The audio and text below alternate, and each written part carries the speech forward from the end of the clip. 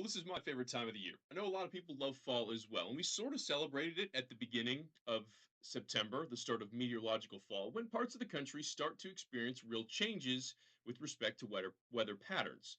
However, for us in Alabama, we're kind of all over the map, and we've had a return of summer and a few peaks of fall here and there. But we can officially start fall, not necessarily fall like weather, but the official beginning of fall with the autumnal equinox that is coming up Monday, September 22nd. So, refresher, what the heck is an equinox? Oh, it just simply means equal, and it's talking about daylight. Because of Earth's tilt of 23.5 degrees, as we orbit about the sun, different times of the year, there's more of a concentrated focus of sunlight on different latitudes. Well, twice throughout the orbit, the sunlight is most direct or is most evenly distributed, I should say, across the northern and southern hemisphere. There will be 12 hours of sunlight, 12 hours of darkness from north to south pole on the 22nd of the month. So, this happens one other time. It's in the spring. It's called the vernal equinox.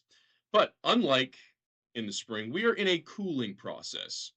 So, if we have the same amount of daylight hours on the equinox in the fall as we do in the spring, why such a significant difference in temperatures? Our average high, central Alabama, for this time of the year is 84.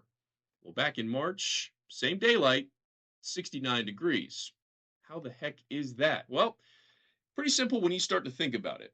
We are coming off of some of the longest daylight hours of most direct sunlight of the year. Since really late May into June, we've had direct sunlight. The solstice was the 21st. We have 14 plus hours of daylight in June and July alone. So it's a slow process. The ground is absorbing the sun's energy, it's warming, and there's a delay. Our hottest day of the year is not on the solstice. It's usually 3 to 5, 7 weeks after in July as well as into August. So it's a cumulative process. We do eventually cool off, and we'll see a much more significant change here over the next month or so as that sun angle decreases. That's the height the sun is in the skies, it gets lower and lower.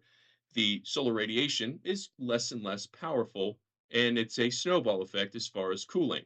So, what can we expect here? Well, day after we officially welcome in fall, average high is 84.